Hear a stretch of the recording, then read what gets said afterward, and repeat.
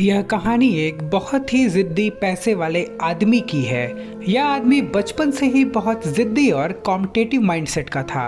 वो जब कोई भी चीज़ करने की ठान लेता तो उसके पीछे पड़ जाता और कभी भी हार नहीं मानता। इसी स्वभाव के चलते 50 की उम्र तक आते आते उसने कई कंपनियां खोल दी थी और अब वह शहर का सबसे बड़ा उद्योगपति बन चुका था। उसकी कंपनियों में हजारों लोग काम करते थे। यह उद्योगपति एक दिन अपनी गाड़ी में सफर कर रहा था, तभी ड्राइवर ने उस दिन गाड़ी में कोई गाना बजाने की बजाय एक सत्संग चला दिया। उस सत्संग में कोई धार्मिक गुरु प्रवचन दे रहे थे।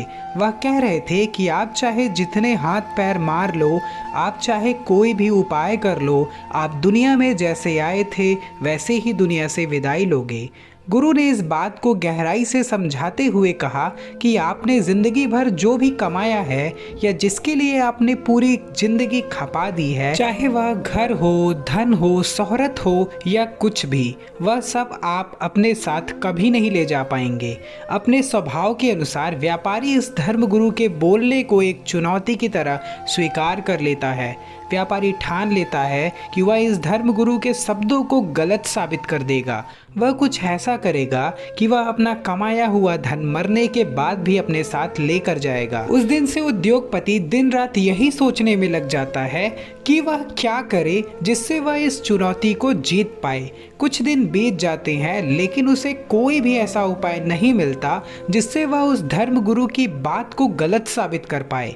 काफी सोचने समझने के बाद वो तय करता है कि वह अकेला ज्यादा नहीं सोच पाएगा, इसलिए उन सभी लोगों के दिमाग का इस्तेमाल करना सही होगा जो उसकी कंपनियों में काम करते हैं। एक दिन वह अपने सभी कर्मचारियों को एक जगह एकत्रित करता है और यह अनाउंस करता है कि जो भी उसे मरने के बाद पैसा अपने साथ कैसे लेकर जाना है, इसके लिए कोई आइडिया देगा वह उस व्यक्ति को 1 करोड़ रुपए देगा। उद्योगपति की ऐसी अनाउंसमेंट सुनकर लोग कानाफूसी करने लगते हैं।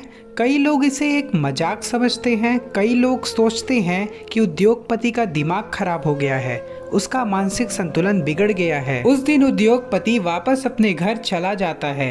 1 हफ्ता बीत जाने पर भी जब कोई भी उसे कोई आइडिया देने के लिए नहीं आता तो वह फिर से एक बार सभी को इकट्ठा करता है और इस बार आइडिया देने वाले को 5 करोड़ देने का वादा करता है। अब की बार यह बात उसके कर्मचारियों तक न सीमित रहकर पूरे शहर में फैल जाती है। अगले दिन एक अनजान आदमी उस उद्योगपति के घर पहुंच जाता है। वह कहता है कि मैं आपको वही आइडिया देने वाला हूं जो आप चाहते हैं, लेकिन उसके लिए मेरे कुछ सवालों के जवाब आपको देने होंगे। उद्योगपति की आंखों में चमक आ जाती है। वह सोचता है कि आखिरकार मुझे कोई उपाय मिल ही गया। उद्योगपति उस आदमी से कहता है, पूछो तुम्हें जो पूछना है। आदमी उद्योगपति से पूछता है, क्या आप कभी अमेरिका गए हैं? उद्योगपति कहता है, हाँ, कई बार।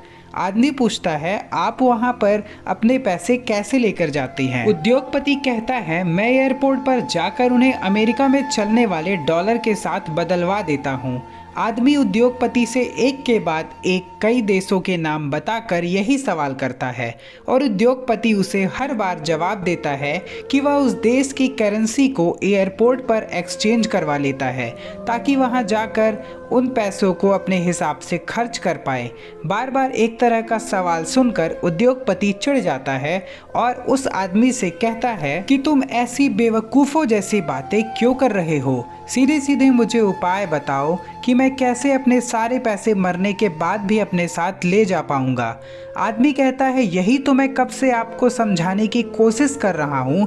जैसे आप इस देश के पैसे दूसरे देश में इस्तेमाल करने से पहले उस देश के पैसों के साथ एक्सचेंज करवाते हैं, वैसे ही आपको मरने से पहले अपने सारे पैसे स्वर्ग की करेंसी के साथ एक्सचेंज करवाने पड़ेंगे। उद्योगपति को उसकी बात पल्ले ही नहीं पड़ती और फिर वह आदमी कहता है, स्वर्ग की करेंसी है पुण्य। आप अपने पैसों का इस्तेमाल ऐसे कामों में कीजिए जिनसे पुण्य मिलता है। बस यही एक तरीका है जिससे आप अपना कमाया सारा धन अपने साथ मरने के बाद भी ले जा सकते हैं। उद्योगपति को उस आदमी की बात समझ में आ जाती है।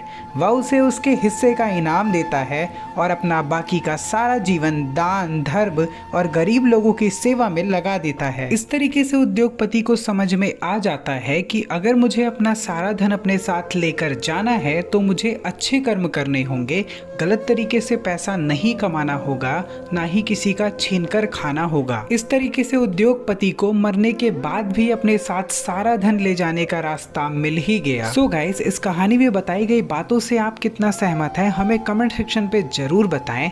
और अगर आपके पास भी कोई दूसरा रास्ता है जिससे मरने के बाद सारा पैसा ले जाया जा सके तो हमें जरूर बताएं।